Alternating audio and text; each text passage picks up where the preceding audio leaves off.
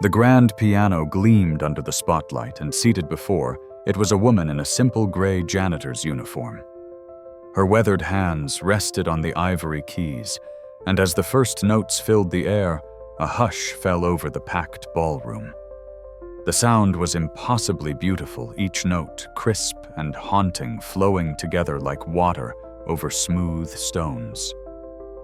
Around her, women in evening gowns and men in tailored tuxedos stood, frozen mouths, slightly open champagne glasses forgotten in their hands.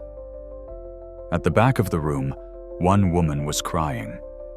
Tears streamed down her face as she clutched her program to her chest, her shoulders shaking with emotion.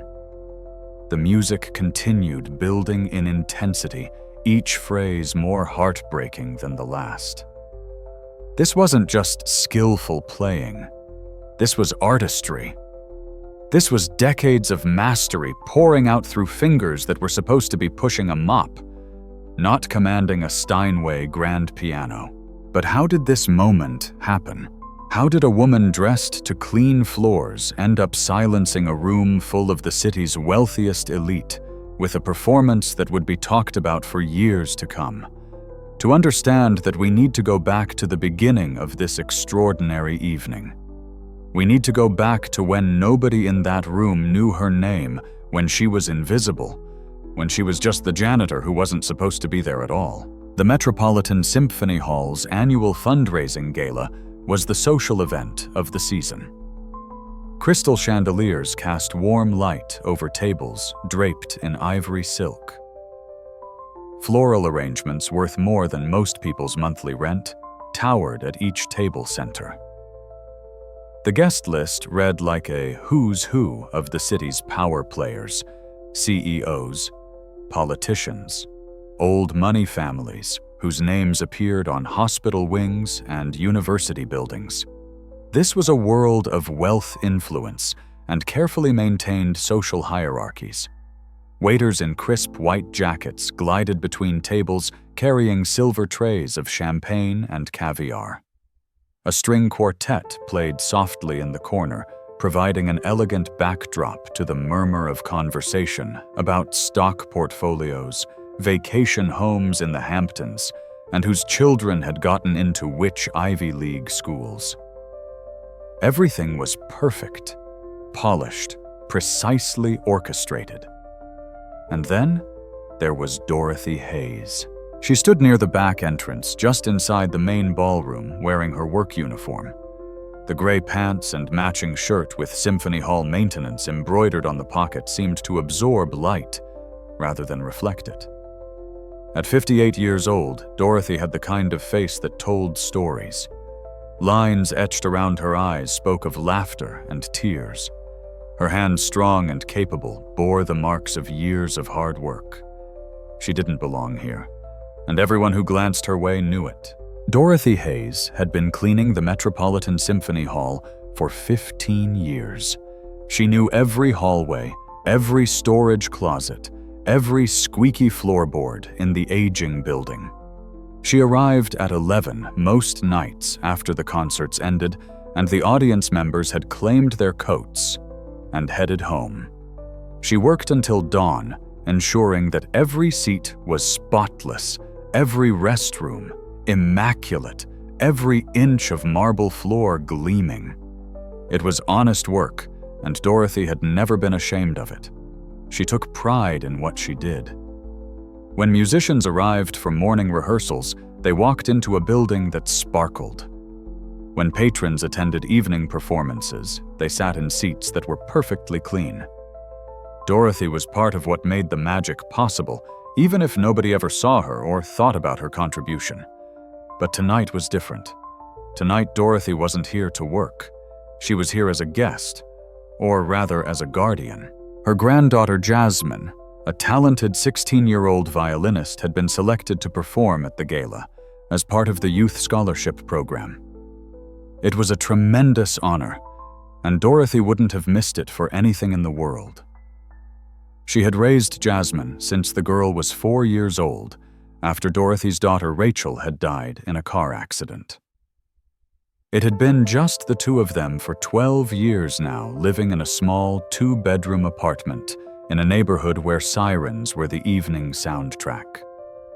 Money was always tight, but Dorothy made sure Jasmine had what she needed. The second-hand violin, the lessons, the sheet music, the encouragement, the love. Dorothy had changed out of her uniform after her shift ended that afternoon, putting on the only dress she owned that seemed appropriate for an event like this. It was navy blue, simple, bought from a discount store 3 years ago for a funeral. Standing among women wearing designer gowns that cost more than Dorothy made in 6 months, she felt acutely aware of how much she didn't fit in. Jasmine was backstage preparing for her performance. Dorothy had seen her briefly before the doors opened, had watched her granddaughter's nervous fingers adjusting her bow, had reassured her with a hug, and whispered words of confidence. Jasmine was brilliant, gifted beyond measure, and tonight would showcase that gift to people who had the power to change her future. Scholarship opportunities, connections, doors opening to a world that girls from their neighborhood rarely glimpsed. Dorothy had positioned herself near the back of the room, trying to be unobtrusive. She didn't want her presence to embarrass Jasmine. Several of the scholarship students had families here, and those families looked like they belonged. Jasmine's friend Trevor was performing too, and his parents were seated at a prominent table, his father in an expensive suit, his mother dripping with jewelry. Dorothy had seen them before, had cleaned the restrooms they used after concerts, though they had never noticed her. She felt the stares now, though. Subtle glances, whispered questions. Who was that woman in the simple dress? Why was she standing rather than seated? Was she lost? Was she staff? The weight of being seen, of being judged, pressed down on Dorothy's shoulders. She thought about slipping back into the hallway, watching Jasmine perform from the wings where she would be invisible again.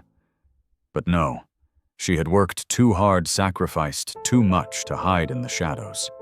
Jasmine deserved to look out into the audience and see her grandmother's proud face. Dorothy would endure the discomfort. She had endured far worse. What none of these people knew, what nobody in this room could possibly guess, was that Dorothy Hayes had once belonged in places exactly like this. Not as a janitor, not as an invisible presence, but as the star. She had been born Dorothy Ann Coleman in Detroit, Michigan, in a neighborhood where hope was as scarce as money. Her father worked at an auto plant until an injury forced him into disability.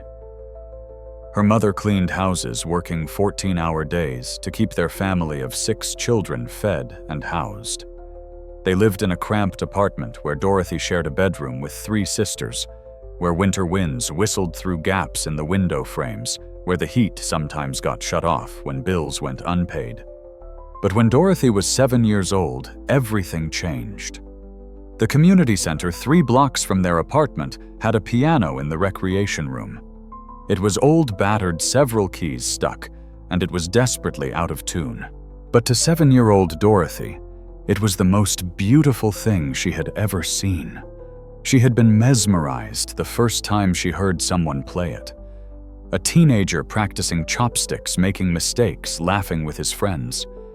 But those sounds, those notes even played badly, had reached inside Dorothy and awakened something she didn't know existed. She had approached the piano cautiously, as if it might disappear if she moved too quickly. She touched a single key. Middle C. The sound resonated through her entire body. From that moment, Dorothy was obsessed. She went to the community center every day after school. She taught herself to play by ear, picking out melodies she heard on the radio or on television. Her small fingers found patterns, discovered chords, experimented with rhythm. Within 3 months, she was playing recognizable songs. Within 6 months, she was playing things she had created herself, compositions that poured out of her imagination and through her hands. A music teacher named Eleanor Morrison noticed her one day. Mrs. Morrison had been volunteering at the community center, teaching free group lessons to neighborhood kids, most of whom showed up for something to do, rather than genuine interest. But Dorothy was different. Mrs. Morrison heard her playing, watched her for an hour without interrupting, and recognized what she was witnessing. This wasn't just talent. This was genius. Mrs. Morrison began giving Dorothy private lessons, refusing payment from Dorothy's mother, who tried to offer what little she could. For 3 years, Dorothy learned everything Mrs. Morrison could teach her: music theory, classical technique, jazz improvisation, the history of great pianists, how to read music like a language, how to speak through the keys, how to make an audience feel what you felt. When Dorothy was 10, Mrs. Morrison entered her into a statewide young musicians competition. Dorothy, wearing a dress her mother had sewn from fabric remnants, walked onto a stage in front of judges from prestigious music schools and played Beethoven's Pathetique Sonata with such emotional depth that 2 judges wept. She won first place. More importantly, she was offered a full scholarship to the Detroit Conservatory of Music's youth program. The conservatory years transformed Dorothy from a gifted child into a formidable musician. She studied under masters, practicing 6 hours a day, her fingers flying over keys until the motions became as natural as breathing. She learned to play classical repertoire with precision and feeling. She fell in love with jazz, with its freedom and improvisation, with the way it let her express parts of herself that had no words. By the time she was 18, Dorothy was performing professionally. She played in jazz clubs around Detroit, making a name for herself in a scene dominated by older men who initially dismissed her as a novelty. But once they heard her play, the dismissiveness vanished, replaced by respect and sometimes awe. She had a gift for taking a standard tune and reimagining it, for making something familiar sound completely new. She could make a piano whisper or roar. She could make it laugh or weep. At 22, she was invited to perform at the Montreux Jazz Festival. She played with legends, held her own on stages she had once only dreamed of. Critics wrote glowing reviews. She signed with an agent who talked about Carnegie Hall, about recording contracts, about a future that seemed limitless. And then she met James Hayes. He was a trumpet player 7 years older than Dorothy, with a warm smile and hands that could coax magic from brass. They met at a club in Chicago where they were both performing. Between sets, they talked about music, about life, about dreams. James made her laugh. He understood the consuming passion for music that drove her, because it drove him too. He didn't feel threatened by her talent. He celebrated it. They married 6 months later in a small ceremony with musician friends as witnesses. For 5 years, they toured together, sometimes with their own small group, sometimes as part of larger ensembles.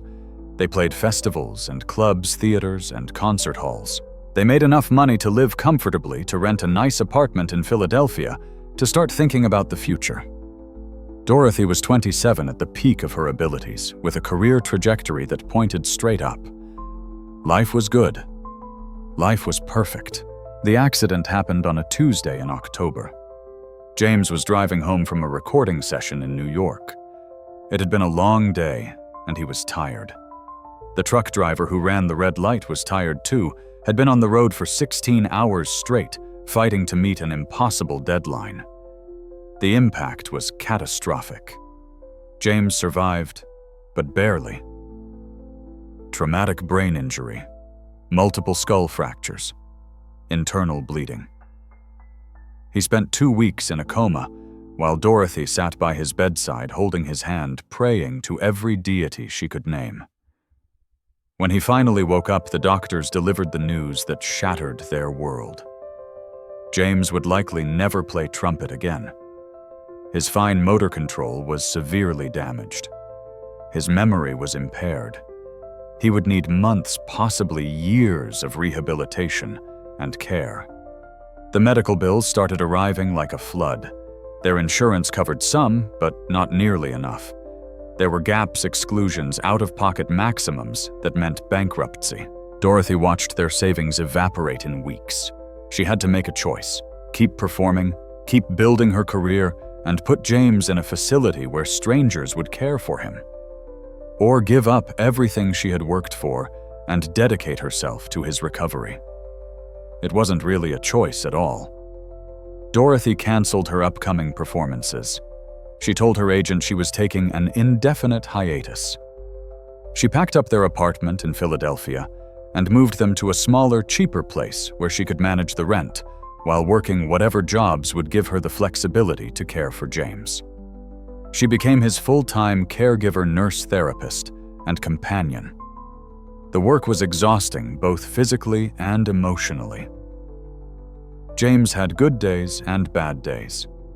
Some mornings he woke up clear-eyed and smiling, remembering their life together, making jokes, seeming almost like himself. Other days he didn't recognize her. He became agitated, confused, sometimes even aggressive. Dorothy learned to navigate his moods, to soothe him. When he was distressed, to celebrate small victories, like successfully buttoning a shirt or remembering his daughter's name. Yes, they had a daughter. Rachel had been born 2 years before the accident, a beautiful, bright-eyed little girl who looked like her father and had her mother's fierce spirit. Dorothy had imagined teaching Rachel piano, watching her grow up surrounded by music. Instead, Rachel grew up in a small apartment that smelled like disinfectant and medicine, where Mommy was always tired and Daddy sometimes didn't know who anyone was. Dorothy took whatever work she could find that offered flexible hours. She cleaned houses.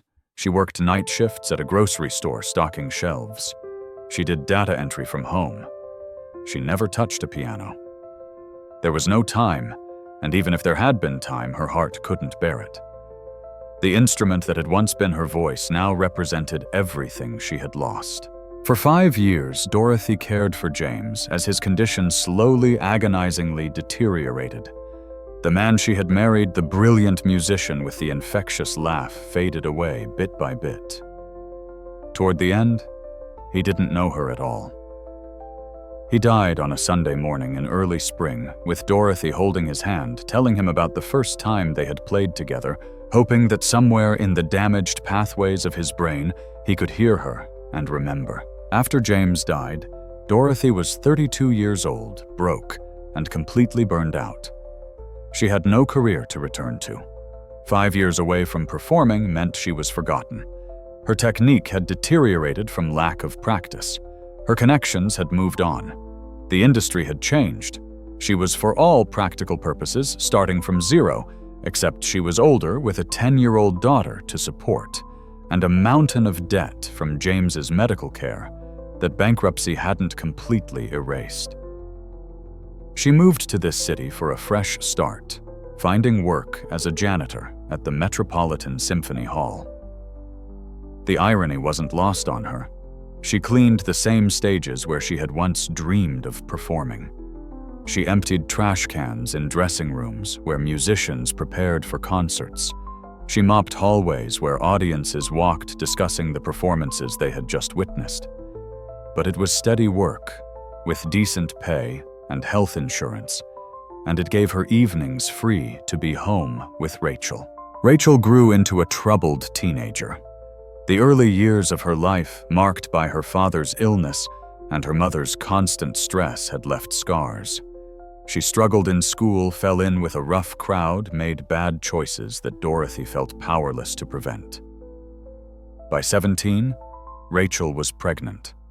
By 18, she was a mother herself, to a baby girl she named Jasmine. For 2 years, 3 generations of women lived in Dorothy's small apartment. Dorothy worked nights. Rachel tried to work days while caring for an infant, but she was barely more than a child herself. The arrangement was chaotic, tense, marked by arguments about responsibility and sacrifice. Rachel resented her mother, blamed her for the hardships of their life, couldn't understand the choices Dorothy had made. The car accident that killed Rachel happened when Jasmine was 4 years old. Rachel had been driving with friends, no baby in the car, thank God, when they hit a patch of ice and collided with a telephone pole. She died instantly. And just like that, Dorothy became a mother again to a 4-year-old who had just lost hers. Raising Jasmine was Dorothy's chance at redemption. All the things she hadn't been able to give Rachel because of circumstances and exhaustion and grief, she would give to Jasmine. Stability, attention, love, and music. Always music. Dorothy had never stopped loving music even though she no longer played. She still heard it everywhere. She hummed while she worked. She listened to the rehearsals at the Symphony Hall from whatever hallway she happened to be cleaning. And when Jasmine was 5, Dorothy bought a second-hand keyboard at a garage sale and began teaching her granddaughter the basics. Jasmine took to music the same way Dorothy had, with natural talent and passionate dedication. But Dorothy steered her toward violin instead of piano.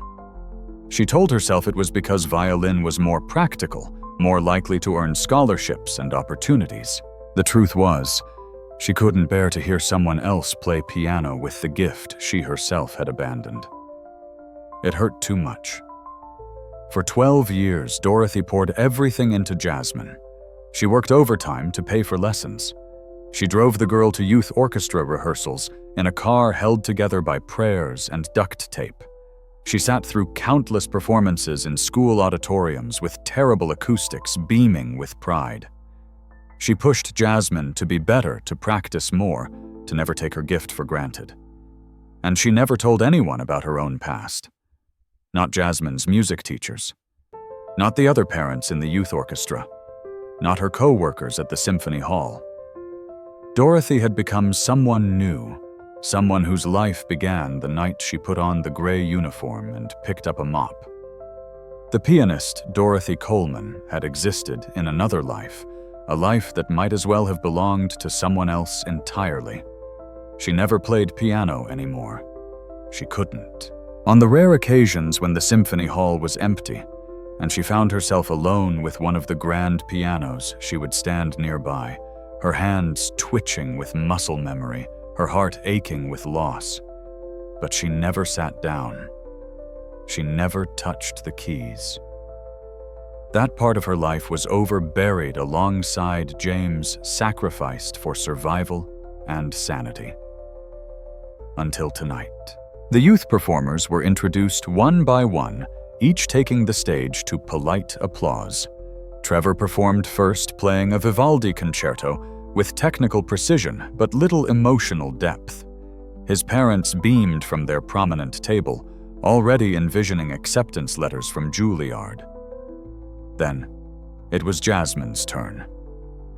Dorothy's heart swelled as her granddaughter walked onto the stage, violin and bow in hand, wearing a simple black dress Dorothy had altered to fit her perfectly. Jasmine looked so grown up, so poised. She had her mother's high cheekbones and her father's confidence. She had Dorothy's gift. Jasmine played a piece by Samuel Coleridge Taylor, a Black British composer whose work deserved more recognition. The choice was deliberate, a statement about representation and heritage. From the first note, Jasmine commanded the room. Her technique was flawless, but more than that, she played with soul.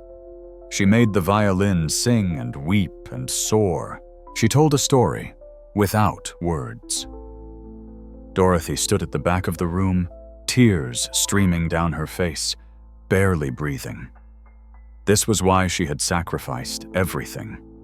This moment, this triumph, This beautiful, talented young woman who would have opportunities Dorothy had never had, who would not have to choose between love and art, who would not have her dreams derailed by tragedy. When Jasmine finished, the applause was genuine and enthusiastic. People stood. They called out, "Brava." A few of the older patrons who actually understood what they had just witnessed looked impressed rather than merely polite. This wasn't just a talented teenager. This was the real thing. Jasmine left the stage, and Dorothy wanted nothing more than to rush backstage and embrace her to tell her how magnificent she had been. But the program wasn't over yet. There were speeches to sit through, donors to be thanked, the presentation of scholarship awards. Dorothy waited, glowing with pride, ready to endure however long it took until she could hold her granddaughter and celebrate. She didn't notice the woman staring at her from across the room. She didn't see the look of disdain on that woman's face. She had no idea that her moment of joy was about to be shattered. Carolyn Whitmore was exactly the type of person who defined events like this.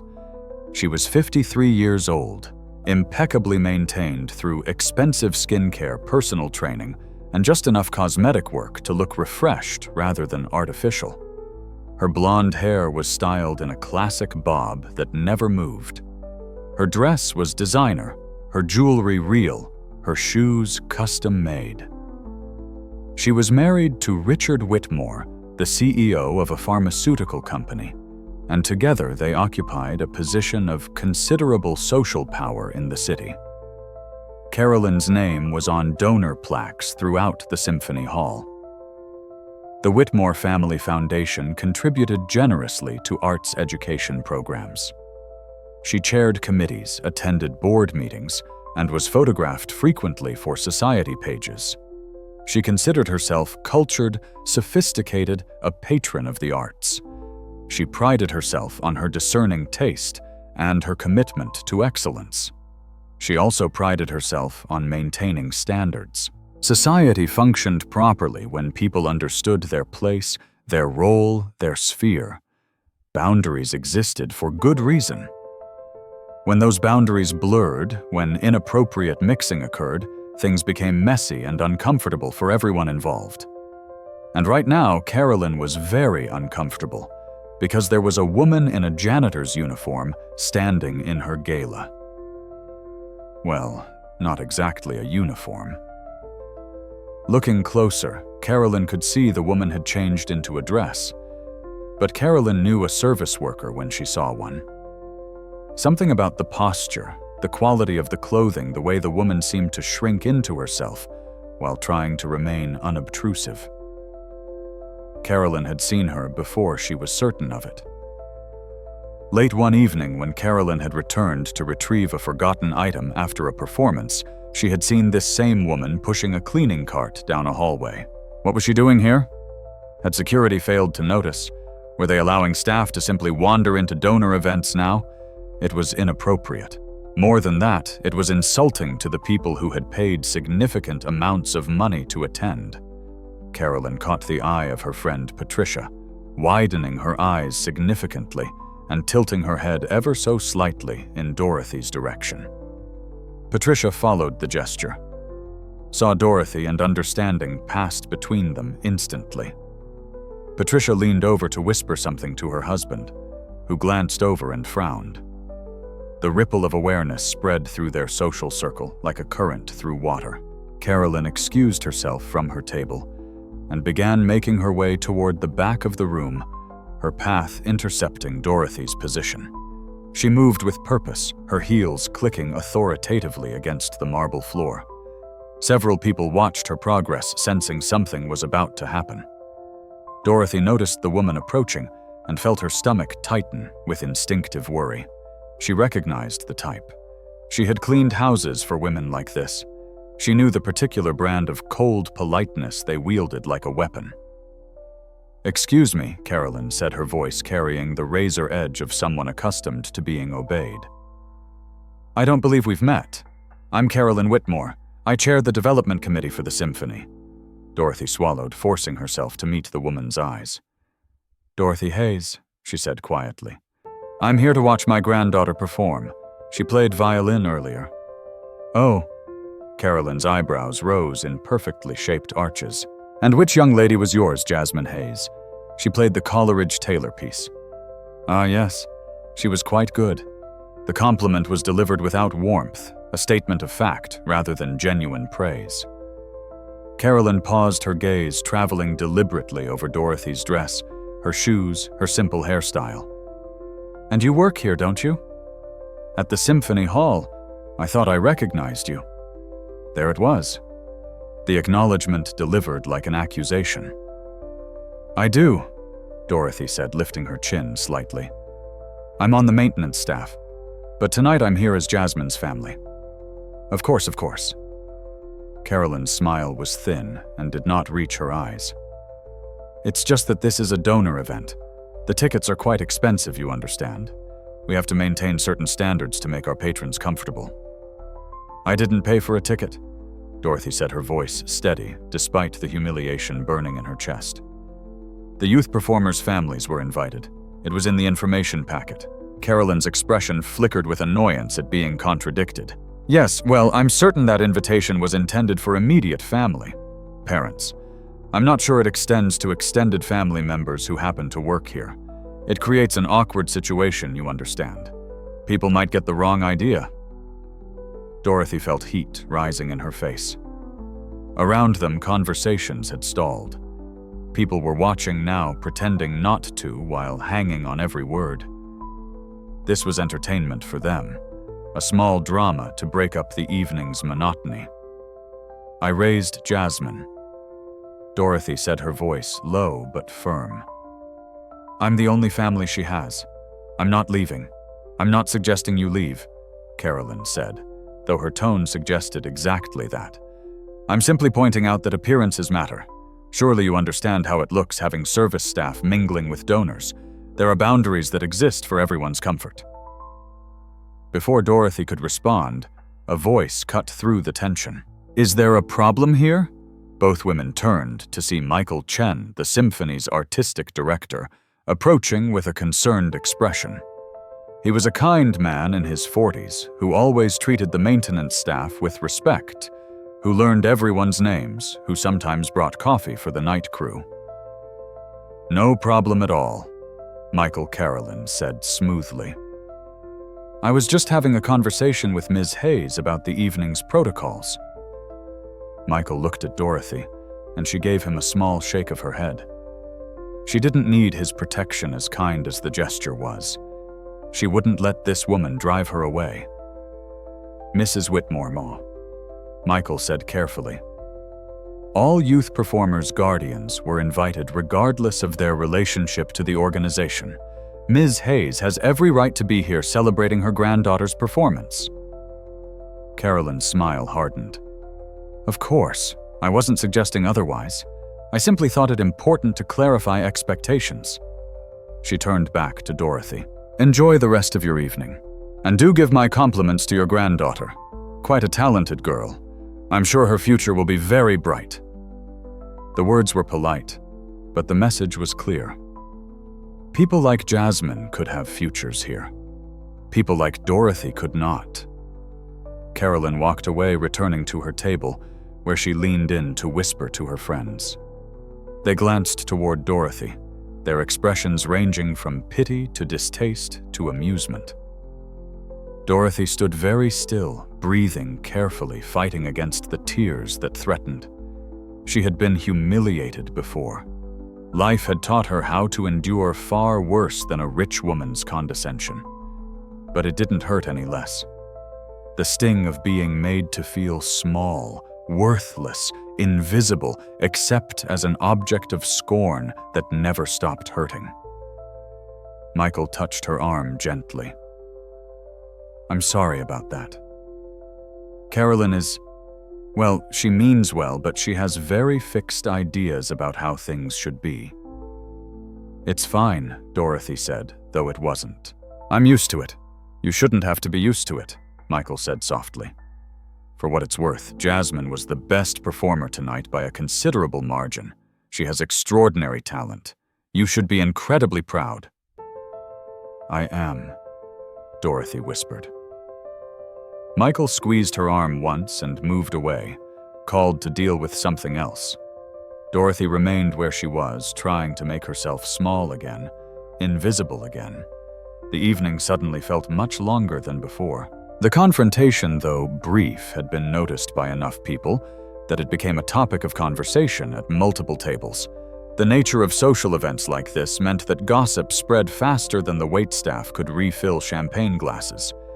"Did you see that Carolyn confronting the janitor? Apparently she's one of the performer's grandmother. Can you imagine? Well, I suppose everyone has family, even the cleaning staff. Still, it does seem a bit inappropriate. There are boundaries for a reason. I heard she just showed up without anyone realizing who she was. Someone should have screened more carefully at the door." The whispers weren't malicious, not exactly. Most of the people repeating the story considered themselves liberal, progressive champions of equality and opportunity. They donated to scholarships for underprivileged youth, after all. They believed in diversity and inclusion in theory. But theory and practice were different things, and having someone who cleaned their toilets standing among them in a social setting created a cognitive dissonance they didn't quite know how to process. Carolyn, having returned to her table, held court among her closest friends, her voice just loud enough to carry to nearby tables. "I wasn't trying to be cruel," she said, dabbing at her lips with a linen napkin. "But honestly, there are protocols for these things. If we allow staff to attend donor events, where do we draw the line? Should we invite the parking attendants next? The catering crew? At some point, we have to maintain standards." "You were perfectly polite," Patricia assured her. "You were just stating facts. People need to know their place." "Exactly. It's not about being better than anyone. It's about understanding appropriate boundaries. I'm sure she's a perfectly nice woman. I'm sure she works very hard. But that doesn't mean she belongs at an event like this, mingling with people who have contributed significant resources to keep this institution running." Richard Whitmore, Carolyn's husband, said nothing. He sipped his scotch and looked uncomfortable, which was his default state at these events. He would much rather be home watching basketball, but Carolyn enjoyed these galas, and his presence was required. He had noticed the woman in question had seen something in her bearing that suggested dignity, despite her obvious discomfort. He felt vaguely guilty about his wife's behavior, but not guilty enough to contradict her publicly. At another table, a younger couple was having a quieter conversation. "I thought what Carolyn did was pretty awful," the woman murmured to her partner. "It was," he agreed. "But you know how Carolyn is. She thinks she's protecting the integrity of the organization or something. That woman's granddaughter was incredible, though. Did you hear her play I did? Best performance of the night, easily. Makes you wonder where that talent came from. Musical ability tends to run in families. Maybe. Or maybe the kid just got lucky."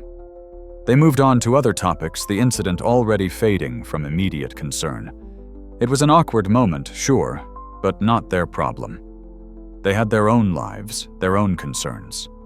The woman in the simple dress standing alone at the back of the room was someone else's issue to worry about. Dorothy had tried to fade back into the shadows, but shadows were hard to find when you were the subject of so much attention.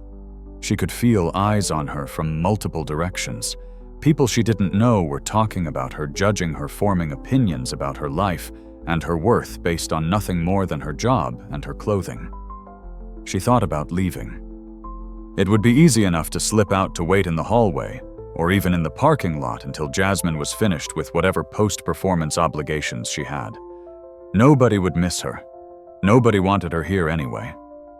But then she thought about Jasmine coming into the lobby, flushed with success, and adrenaline looking for her grandmother's face in the crowd.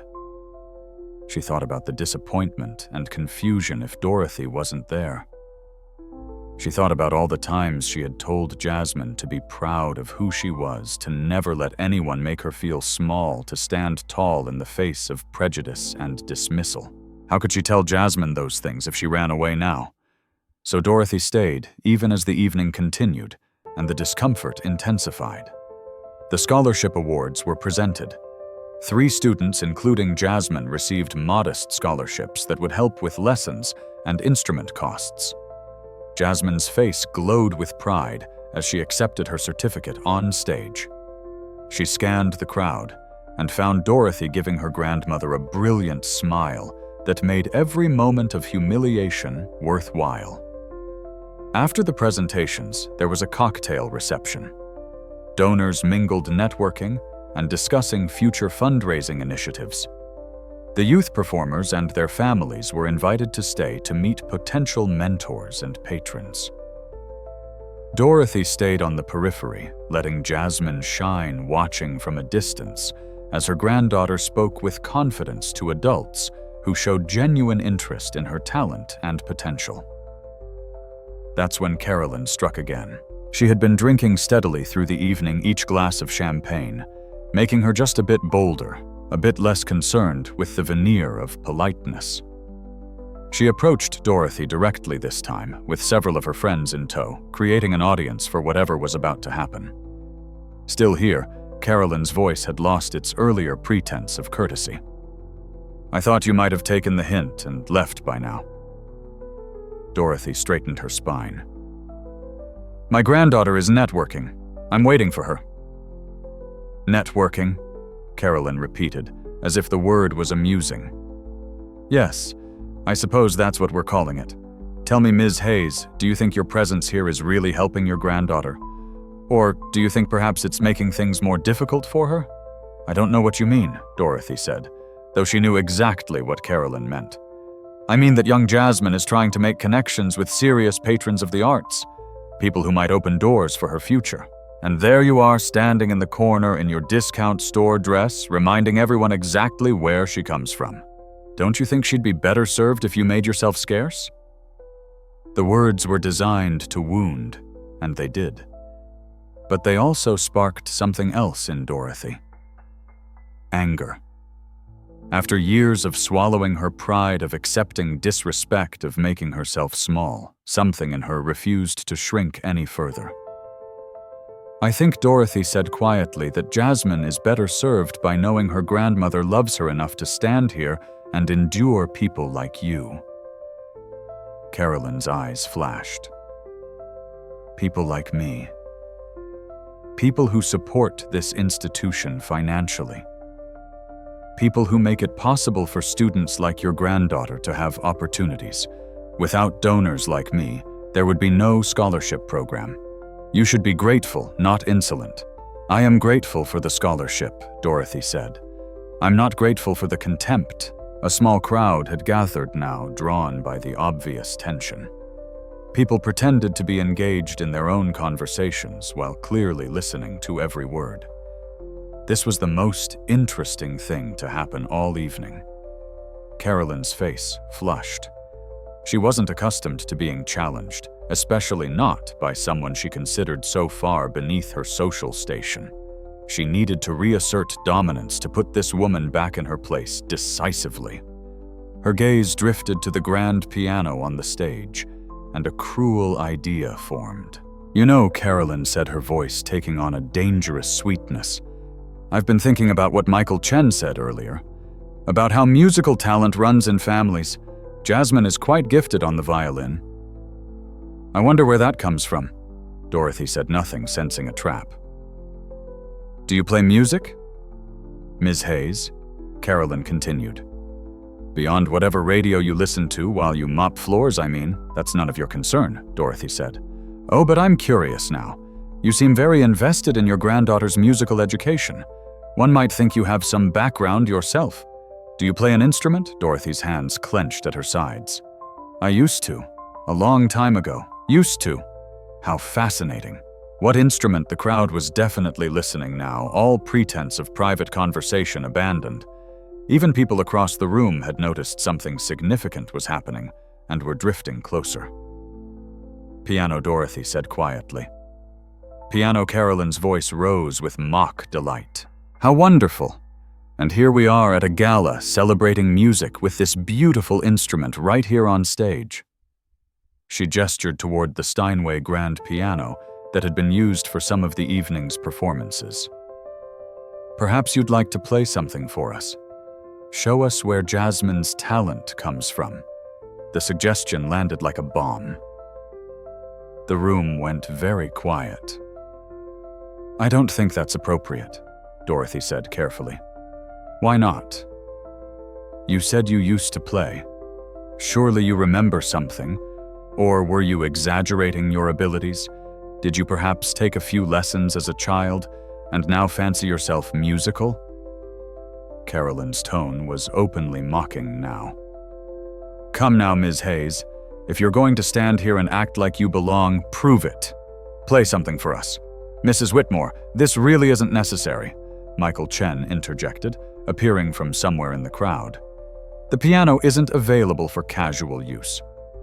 "Oh, I'm sure we can make an exception," Carolyn said.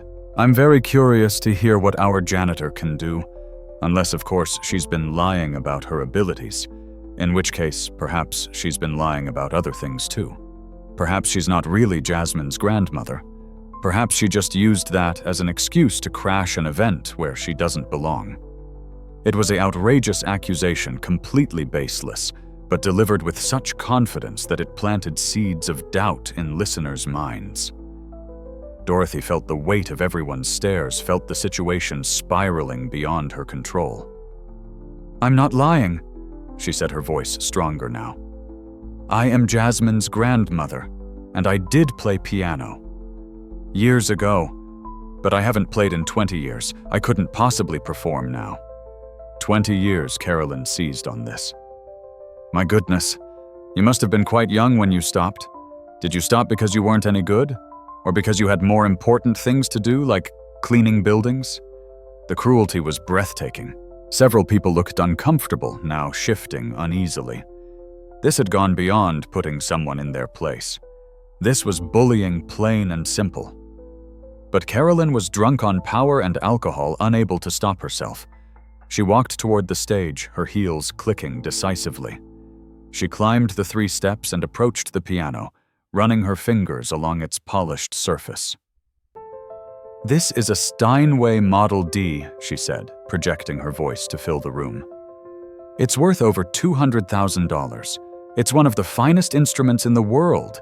Surely someone with musical background would love an opportunity to play it, unless of course they're afraid to reveal they don't actually have any talent, unless they're afraid everyone will see them for what they really are."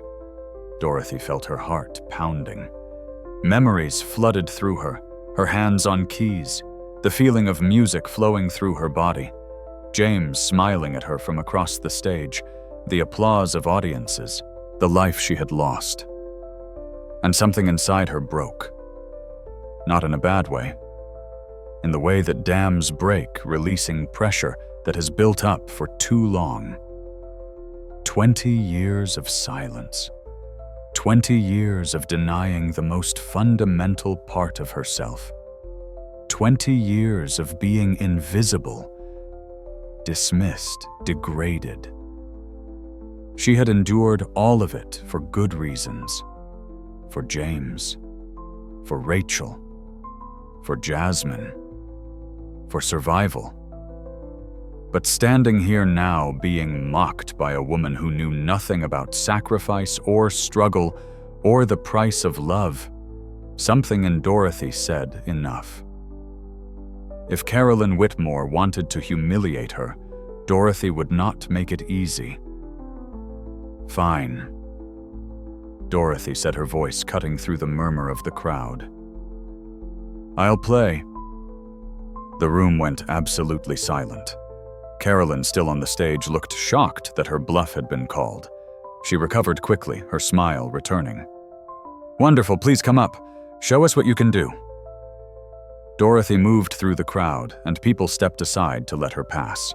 She could see Jasmine across the room, her granddaughter's face stricken with confusion and worry.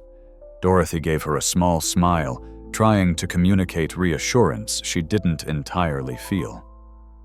She climbed the stairs to the stage, each step feeling both impossibly heavy and strangely light.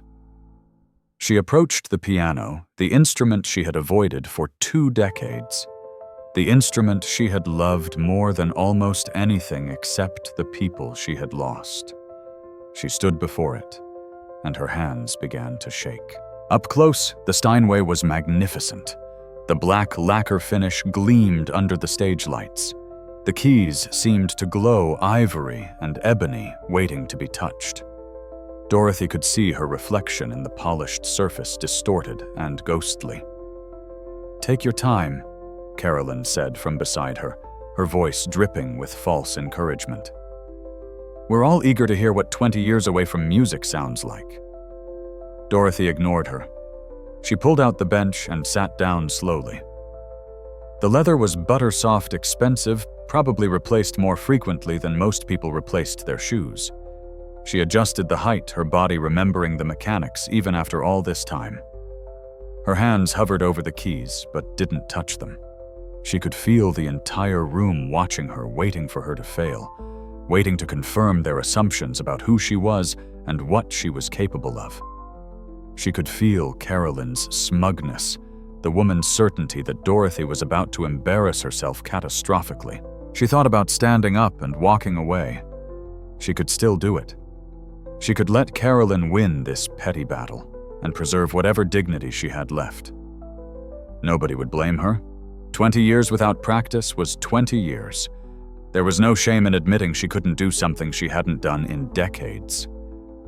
But then she thought about Jasmine watching from the crowd. She thought about all the times she had told her granddaughter to be brave, to stand up for herself, to never let anyone diminish her worth. She thought about the lessons she had taught about resilience and self-respect, and refusing to accept other people's judgments as truth. How could she tell Jasmine those things if she ran away now? Her hands lowered to the keys. Not playing yet, just touching. Feeling the cool smoothness of ivory, the slightly rougher texture of ebony. Her fingers found their positions automatically, muscle memory stronger than conscious thought. Middle. C, E, G. The C major chord, the most basic building block of Western music. The first chord she had learned as a 7-year-old child, staring at a battered piano in a community center. She pressed down gently, and sound filled the air. Pure, perfect, resonant. The Steinway's tone was magnificent, every note crystal clear. This was an instrument that deserved to be played by masters, by people who could coax every nuance from its carefully crafted interior. Dorothy hadn't been a master in 20 years, but she had been once. She began to play. The first notes were tentative, careful. Dorothy played a simple scale C major, her fingers moving up and down the keys slowly. It was rusty. Her technique, once flawless, showed its age. Her fingers didn't move quite as smoothly as they once had. The transitions weren't perfectly fluid. In the audience, people exchanged glances. Some looked embarrassed for her. Others looked satisfied, their assumptions confirmed. Carolyn actually smiled, vindicated. But Dorothy kept playing. The scales grew more confident. Her fingers remembered patterns they had executed 10,000 times. C major, G major, D major. Moving through keys, warming up, feeling her way back into a language she had once spoken fluently. And then something shifted. Her hands moved into the opening of Chopin's Nocturne in E-flat major op. 9, number 2. It was a piece she had played countless times, a piece she had performed in competitions and concerts, a piece she had played for James on the night he proposed. Her fingers found the melody without conscious thought, and suddenly it wasn't rusty anymore. The music flowed from her like water from a spring that had been capped for too long. Each note was clear, precise, weighted with exactly the right amount of emotion. The melody sang, moving from delicate phrases to more passionate passages, the left hand providing a steady rocking accompaniment while the right hand soared. People in the audience stopped fidgeting. Conversations died mid-sentence. Champagne glasses were lowered forgotten. Everyone stared at the stage, trying to reconcile what they were hearing with what they thought they knew about the woman playing. This wasn't good. This was exceptional. Dorothy's eyes closed as she played. She was no longer in the symphony hall. She was 23 again, playing a club in New York. James, in the audience, watching her with love and pride. She was 19, performing for judges who would offer her scholarships and opportunities. She was 12, playing for Mrs. Morrison, who believed in her when nobody else did. She was 7, touching middle C for the first time, and discovering that sound could make your whole body resonate with joy. The Chopin Nocturne built to its climax, the melody reaching upward, notes tumbling over each other like water over stones. Dorothy's hands moved faster now, completely confident, every ounce of her being focused on the music. She wasn't thinking about technique or difficulty or the audience. She was simply playing, letting years of suppressed artistry pour through her fingers. She reached the final phrases, the melody gradually quieting, becoming intimate again before ending on a soft, sustained chord that seemed to hang in the air like a question. She held the chord, letting it resonate through the hall, feeling the vibrations through the piano bench, through her body. And then slowly she released the pedal, letting the sound fade into silence. For several heartbeats, nobody moved. Dorothy opened her eyes. Her hands were trembling. Her whole body was trembling. She felt raw, exposed, as if she had taken off her clothes in public. That performance had revealed parts of herself she had kept hidden for 2 decades. Everyone in this room now knew something essential about who she was, something she had guarded carefully. She looked out at the audience, and what she saw stunned her. People were crying. Not just 1 or 2, dozens of them. Women with mascara running down their cheeks, men blinking rapidly trying to maintain composure. The emotion in the room was palpable, thick enough to touch. And then someone started clapping. The applause began slowly. One person, then another, building like a wave. Within seconds, the entire room was clapping. People stood. The applause grew louder, accompanied by shouts of "Brava" and "Magnificent." Dorothy sat frozen at the piano, unable to process what was happening. She had expected humiliation. She had accepted that playing after 20 years would expose her rust, her lost technique, her faded abilities. She had been prepared to fail publicly.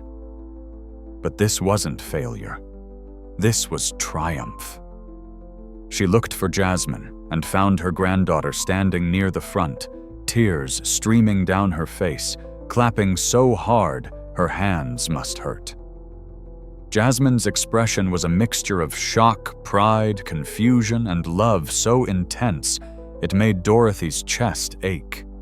She looked for Carolyn and found her still on the stage several feet away, her face pale, her mouth slightly open. The smug satisfaction had evaporated, replaced by genuine shock. This was not what she had expected. This was not what was supposed to happen. Michael Chen was pushing through the crowd toward the stage, his face alight with excitement. He bounded up the stairs and approached Dorothy, extending his hand to help her up from the bench. "Dorothy," he said, his voice thick with emotion. "That was extraordinary. I had no idea. How could we not have known?" Dorothy stood on shaky legs. "I don't perform anymore," she said quietly. "I haven't in 20 years. "You could have fooled me," Michael said. "That was the best playing I've heard on that piano in years. Professional level, concert level." He turned to face the audience, still holding Dorothy's hand, and raised his voice. "Ladies and gentlemen, I think we've just discovered something remarkable. Dorothy Hayes, who many of you know as part of our maintenance staff, is apparently a pianist of extraordinary caliber." The crowd applauded again. Dorothy felt dizzy. This wasn't supposed to happen. She was supposed to play poorly to confirm everyone's low expectations to slink away in embarrassment. She wasn't supposed to be standing here receiving a standing ovation. "How long did you train?" someone called from the audience. "Where did you study?" someone else asked. The questions came rapidly, people genuinely curious now, wanting to understand the story behind what they had just witnessed. Michael looked at Dorothy, his expression kind. "Do you want to share your story? You don't have to, but I think people would love to hear it." Dorothy looked out at the sea of faces. Some showed genuine interest and respect. Others showed confusion, trying to reconcile the janitor they had dismissed with the artist they had just heard. A few, like Carolyn, showed something like horror at the complete reversal of their assumptions. And Dorothy realized she was tired of hiding, tired of being invisible, tired of pretending she was less than she was. "I'll share it," she said. Michael gestured for someone to bring Dorothy a microphone. A stagehand appeared from the wings with a wireless mic, which Dorothy took with hands that still hadn't quite stopped shaking.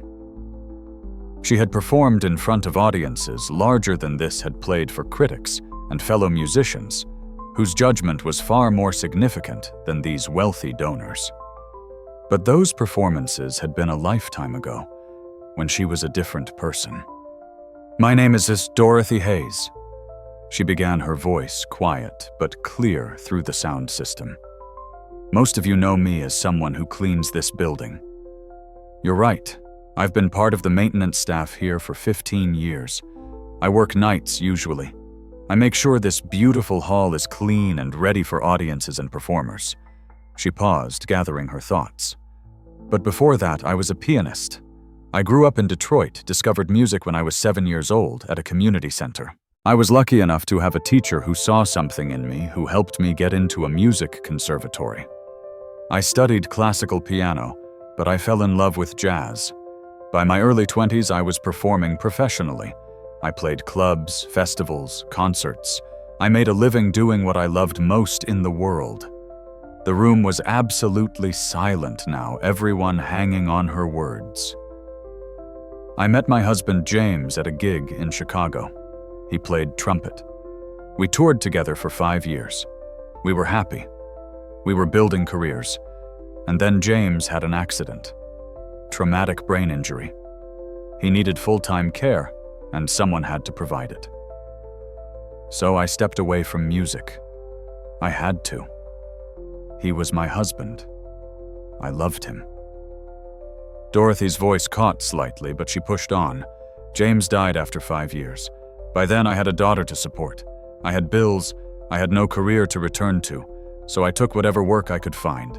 Eventually I ended up here cleaning the same stages where I had once dreamed of performing." The irony wasn't lost on me. A few people in the audience nodded, beginning to understand. "My daughter Rachel died in a car accident 12 years ago. She left behind a 4-year-old daughter, Jasmine. I've raised Jasmine since then. Everything I do for her. Every shift I work, every sacrifice I make, it's all for her future. And when she showed musical talent, I made sure she had lessons, instruments, opportunities, because I know what music can do for someone's life. I know the doors it can open." Dorothy looked directly at Jasmine, who was crying openly now. "Jasmine played violin tonight. You heard her. She's brilliant, gifted, and she's worked incredibly hard. I'm so proud of her I can barely speak. I came here tonight not as a janitor but as her grandmother to watch her shine. That's the only reason I'm here." She turned her gaze to Carolyn, who was still standing on the stage, looking like she wished she could disappear. "Mrs. Whitmore suggested I play piano tonight.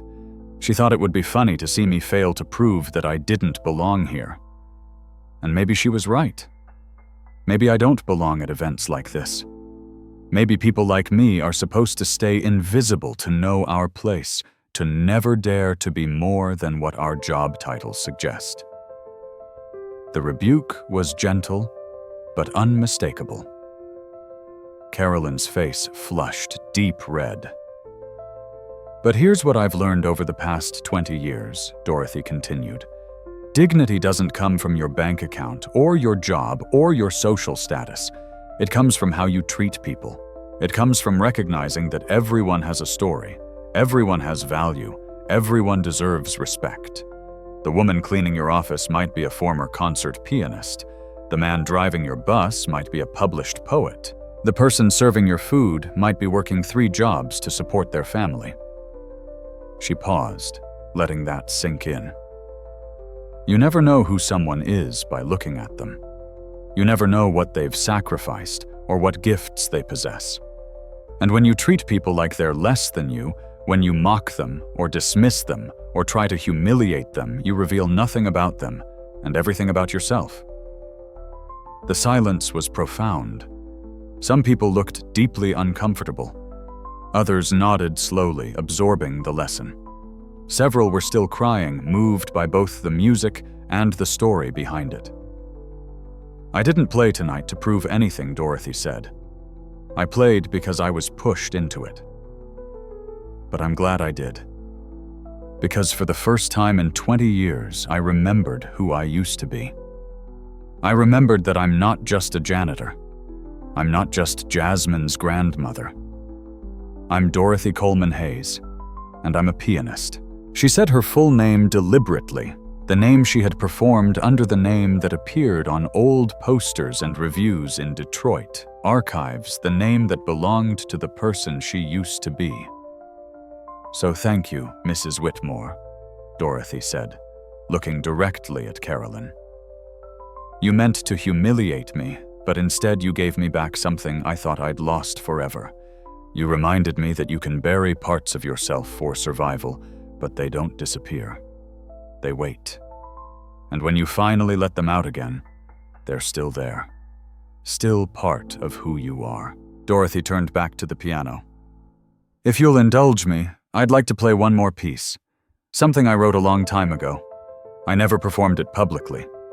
I wrote it for my husband after he died when I was trying to process grief and loss and everything that had happened. I called it Song for James." She sat back down at the piano, adjusted the bench slightly, and placed her hands on the keys. What followed was 7 minutes of music so beautiful, so emotionally devastating, that it would be talked about for years afterward by everyone who was present. Dorothy played from memory, from the heart, channeling 2 decades of suppressed grief and love and longing into every phrase. The composition blended classical structure with jazz improvisation, moving between delicate, almost fragile passages and powerful sweeping sections that made the piano sing. You could hear loss in the minor key progressions. You could hear love in the tender melodic lines. You could hear struggle in the dissonant sections where the harmony clashed before resolving. You could hear hope in the way the piece gradually transformed from sorrow to acceptance, from darkness to light. Dorothy's technique was flawless, now warmed-up muscle memory fully activated. Her hands flew across the keys during the virtuosic passages, executing runs and arpeggios that would challenge professional pianists. But technique wasn't the point. The emotion was the point. The story was the point. She played about James, about their first meeting, about falling in love with someone who understood her completely. She played about their years together, the joy of making music side by side, the perfect harmony of 2 lives intertwined. She played about the accident, the sudden violence that shattered their world, the discordant crash of fate. She played about the long years of his illness, the daily struggle, the small victories, and devastating setbacks. She played about watching someone you love disappear by degrees, about caring for them with tenderness, even when they no longer knew your name. She played about sitting by his bedside as he died, holding his hand, telling him stories about their life together, hoping some part of him could still hear.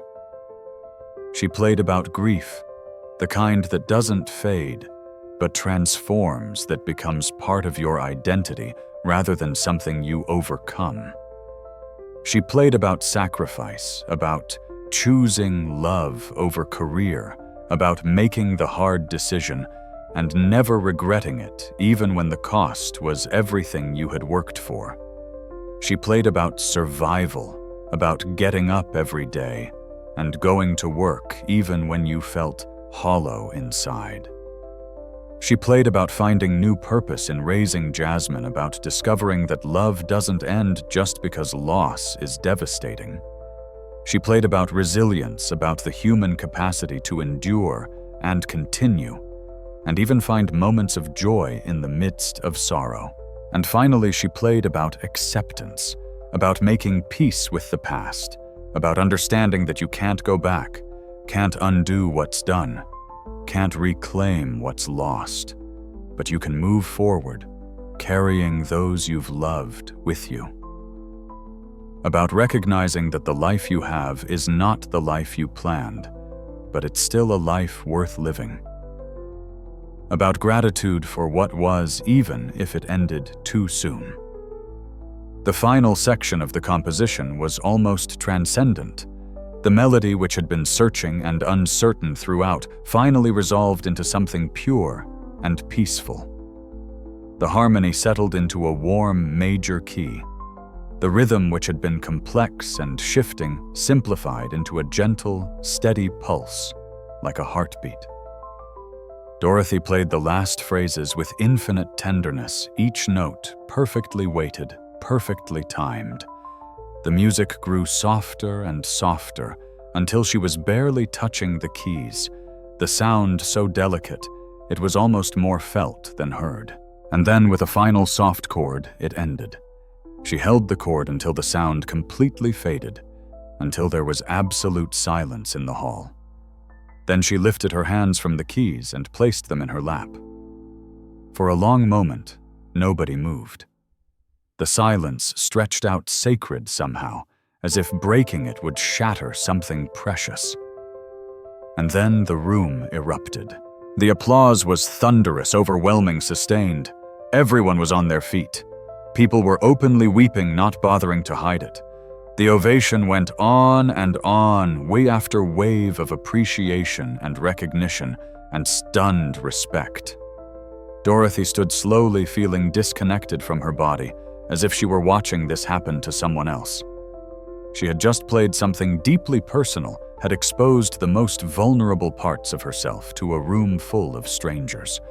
She felt raw, exhausted, emotionally spent. But she also felt something else. Release. Relief. For 20 years, she had carried those emotions locked inside her, had pushed them down, had refused to let them surface because surfacing meant remembering, and remembering hurt too much. Playing that piece, sharing James's story through music, had been like lancing a wound that had been festering for 2 decades. It hurt, but it also healed.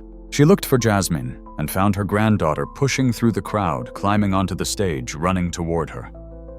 Dorothy opened her arms and Jasmine crashed into her, hugging her so tightly that Dorothy could barely breathe. Grandma Jasmine sobbed against her shoulder.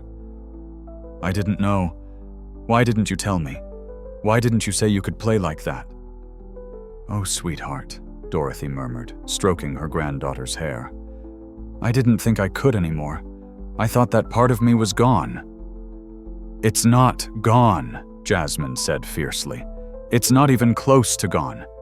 That was the most beautiful thing I've ever heard. That was better than anything I've ever heard anyone play." Michael Chen approached, his own eyes suspiciously bright. "Dorothy, I don't even know what to say. That was extraordinary. That was world class. How are you not performing professionally?" Dorothy gave him a sad smile. "Life happened, Michael. Choices had to be made. Bills had to be paid. A child had to be raised. But surely now," Michael began, then stopped, understanding perhaps how complicated the question was. You couldn't just step back into a professional music career after 20 years away, no matter how talented you were. The industry didn't work that way. There were younger pianists, people who had been building their careers steadily, people without gaps in their resumes that required lengthy explanations. The ovation continued. Richard Whitmore. Carolyn's husband was clapping harder than anyone, his face showing genuine emotion. Patricia, Carolyn's friend, looked stunned. Trevor's parents, who had been so proud of their son's technically perfect but emotionally flat performance, looked like they were re-evaluating everything they thought they knew about music. And Carolyn herself stood frozen, her face a complicated mixture of shame, shock, and something that might have been regret. She had meant to humiliate Dorothy, to put her firmly in her place, to prove to everyone that boundaries existed for good reason. Instead, she had revealed her own narrow-mindedness, her own cruelty, her own inability to see beyond surface appearances. Dorothy made eye contact with her, and for a moment they simply looked at each other. Dorothy wasn't gloating. She took no pleasure in Carolyn's embarrassment, but she wouldn't look away either. She would no longer make herself smaller for other people's comfort. As the applause finally began to fade, Michael helped Dorothy off the stage. People surrounded her immediately, everyone wanting to shake her hand, to congratulate her, to ask questions. The same people who had been whispering about her an hour ago now treated her like a celebrity. Where did you train? Who did you study with? Have you recorded anything? Would you consider performing again? Do you teach private lessons? Dorothy answered as best she could, feeling overwhelmed by the sudden attention. Yes, she had trained at the Detroit Conservatory. She had studied with several renowned teachers whose names prompted recognition and respect.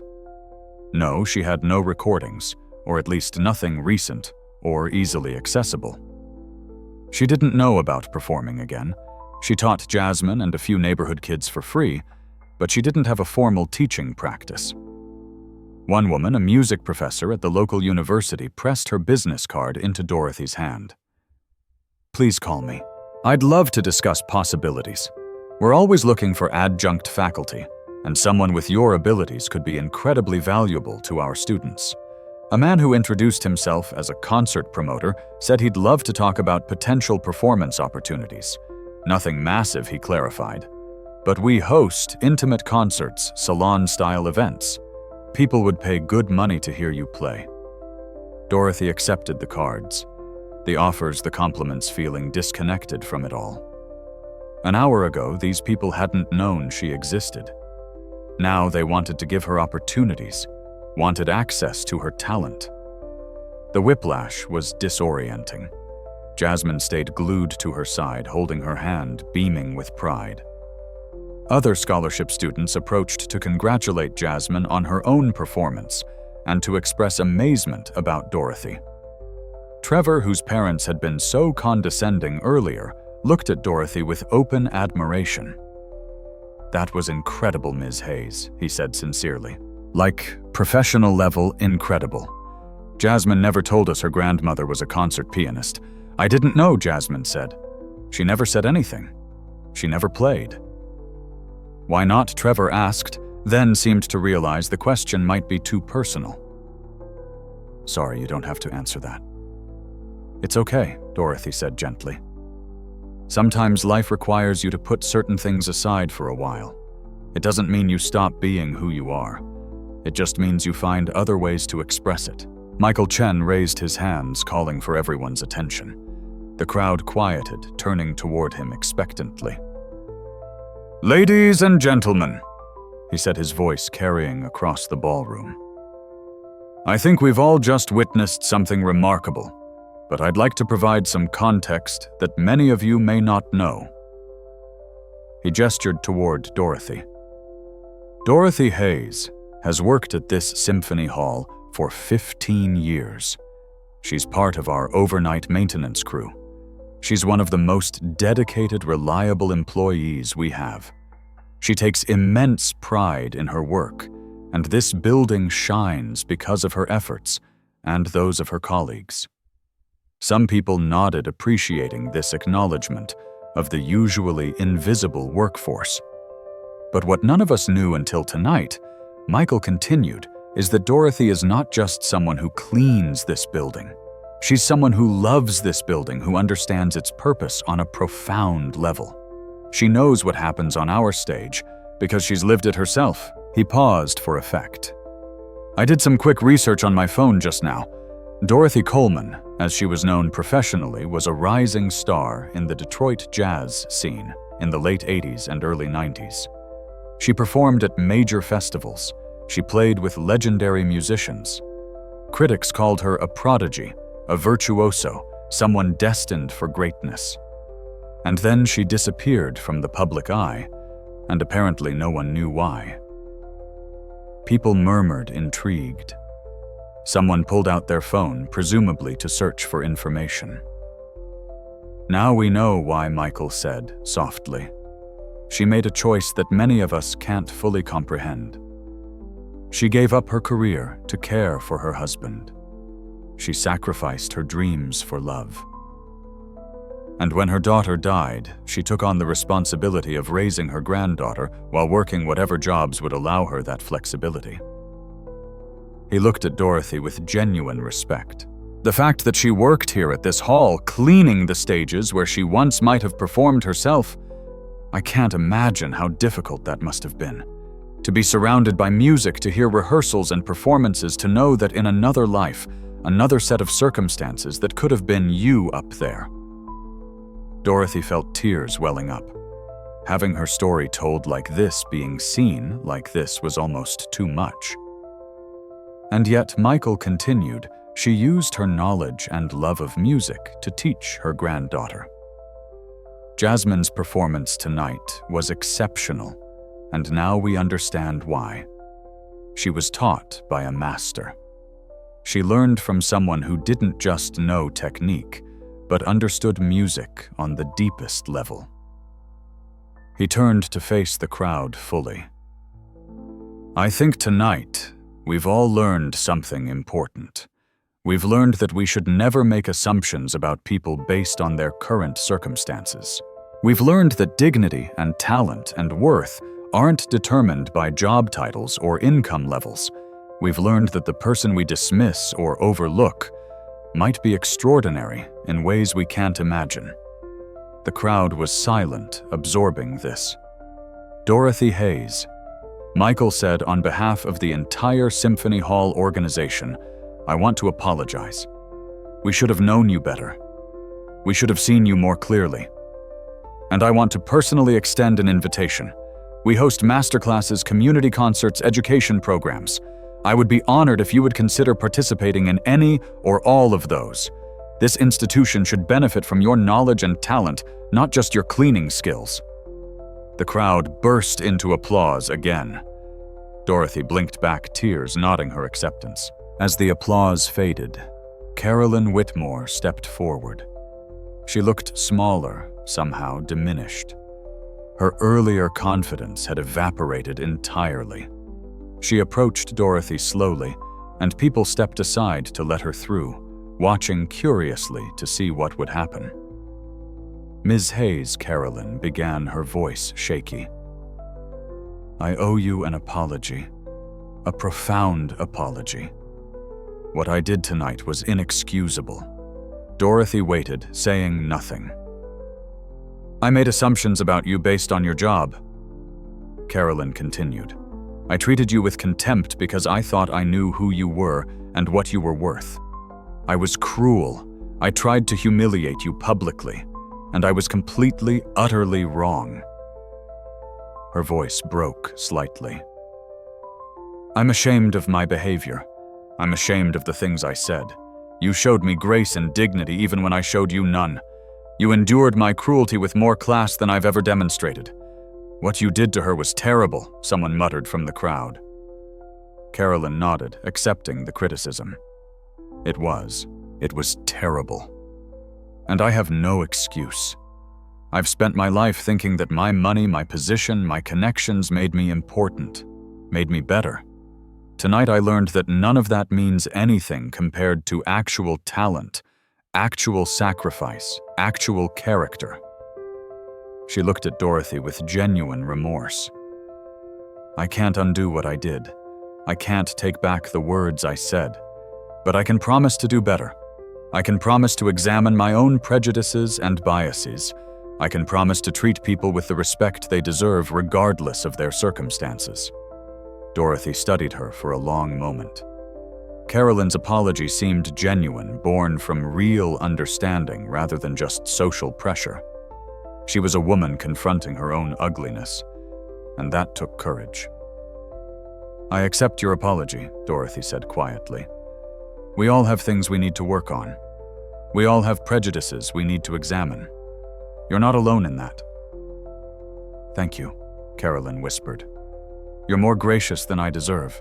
There was a pause, and then Carolyn added, I'd like to make a donation to the scholarship fund. A substantial donation in your name and Jasmine's.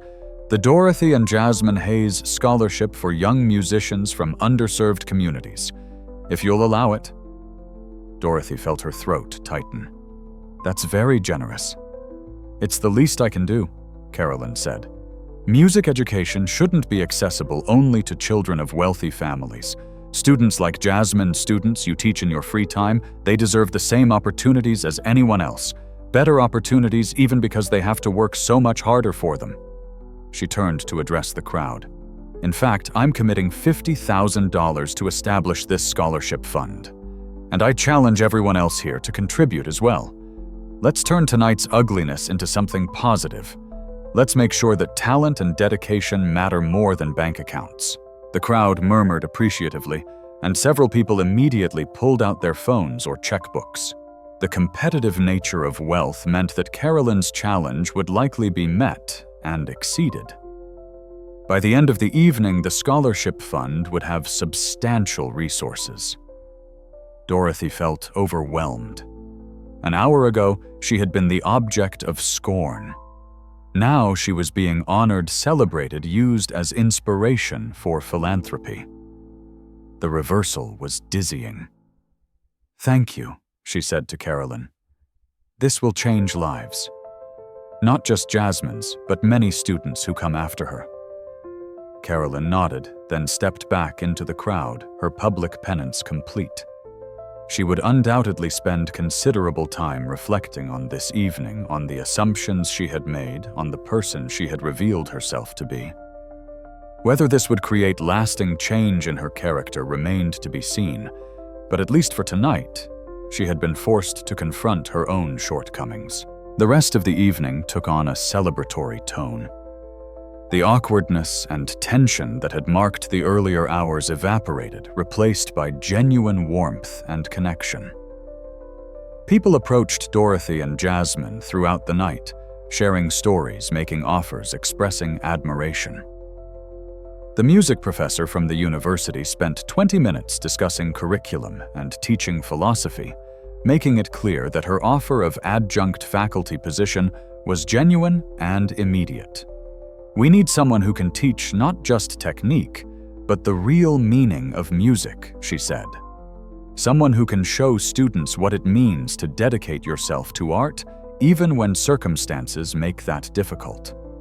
The concert promoter talked about small venue performances. Nothing overwhelming, just intimate concerts where Dorothy could share her gift with audiences who would truly appreciate it. You don't have to commit to anything major, he assured her.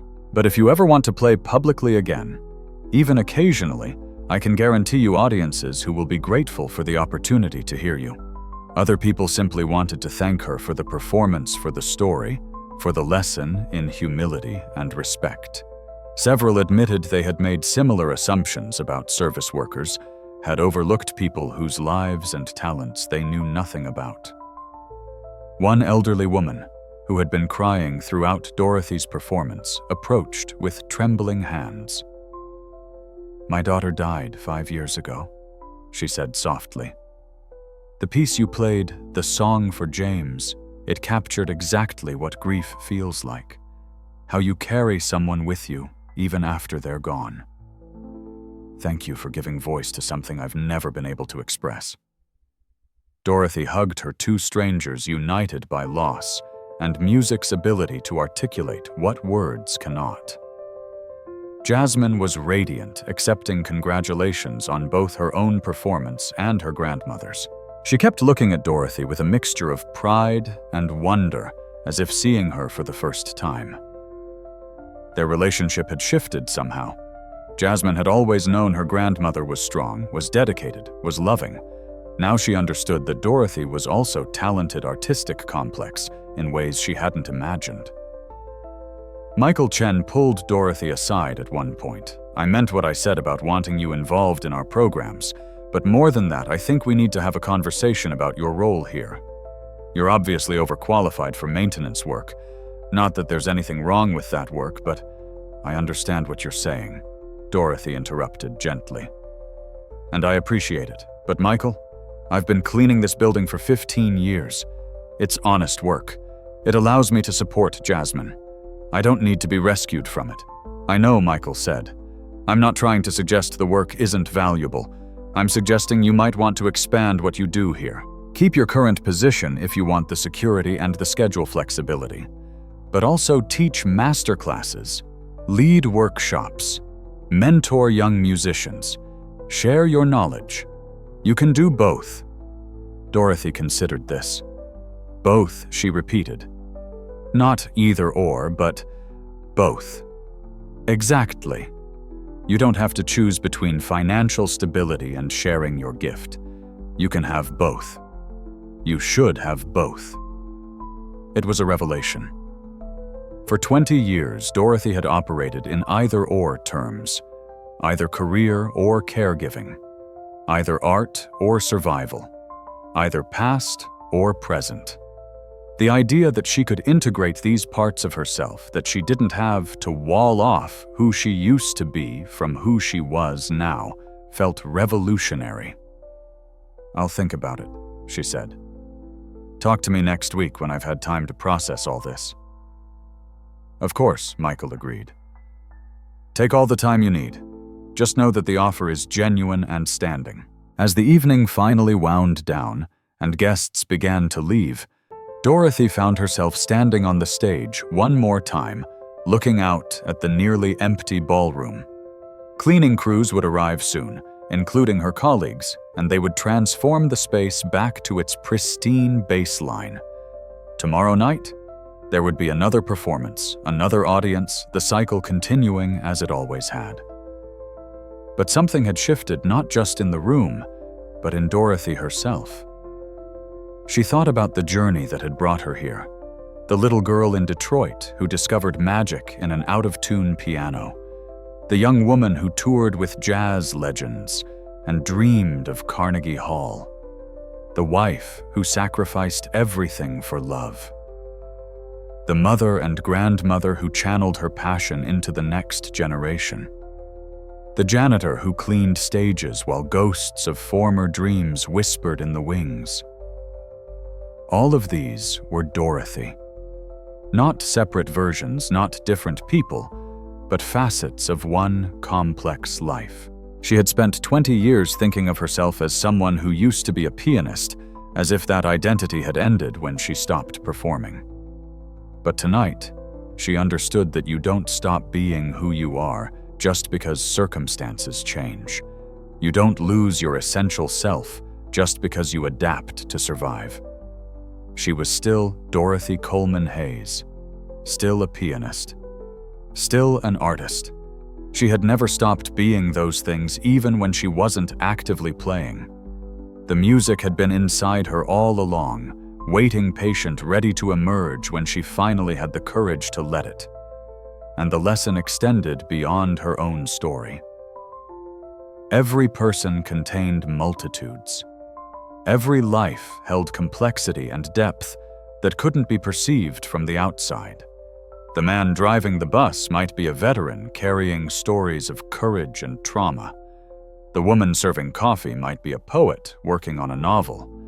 The janitor cleaning your office might be a former concert pianist. You couldn't know. You could never fully know. Which meant the only reasonable approach was to treat everyone with dignity and respect, to recognize that every person you encountered was the hero of their own story, had fought battles you knew nothing about, possessed gifts you couldn't imagine. Dorothy had learned this lesson the hard way through years of being dismissed and overlooked. But she had also learned resilience, had learned that external judgment couldn't diminish your intrinsic worth unless you let it. She had learned that sacrifice wasn't the same as defeat, that putting others first didn't mean erasing yourself. And most importantly, she had learned that it was never too late. Never too late to reclaim parts of yourself you thought were lost. Never too late to share your gifts. Never too late to step back into the light and say, "This is who I am. This is what I can do. And I refuse to apologize for it." Jasmine joined her grandmother on the stage, slipping her hand into Dorothy's. "What are you thinking about?" she asked. Everything, Dorothy said softly. "I'm thinking about how life never turns out the way you expect, but sometimes that's okay. Sometimes the detours lead you exactly where you need to be. Are you going to play again, publicly?" "I mean..." Dorothy looked down at her granddaughter. "I don't know. Maybe. If the right opportunities come along. But more importantly, I'm going to teach. I'm going to share what I know with students who love music the way I do. Students like you." "I love you," Grandma Jasmine said fiercely. "I'm so proud of you. I'm so proud of what you did tonight. I love you too, sweetheart. And I'm proud of you. Your performance was magnificent. You're going to do amazing things." They stood together in the empty ballroom, two generations of women connected by music and love, and the resilience required to survive and thrive despite obstacles. The story that began with Dorothy touching a piano key as a 7-year-old child in Detroit had led here to this moment, to this understanding, to this new beginning. If you've been moved by Dorothy's story, if you've recognized yourself in her struggle or her triumph, I encourage you to look at the people around you with fresh eyes. The service workers, the people doing jobs society deems unimportant, the individuals you pass every day without really seeing. Remember that everyone has a story, everyone has worth, everyone deserves respect. And if you're someone who has buried parts of yourself for survival, if you've sacrificed dreams for love or necessity, know that those dreams don't disappear. They wait. And when you're ready, when circumstances allow, you can reclaim them. You can stand up and say, "This is who I am." It's never too late. It's never too late to be seen, to be recognized, to share your gifts with the world. Dorothy Hayes proved that tonight. And somewhere, someone else is learning the same lesson.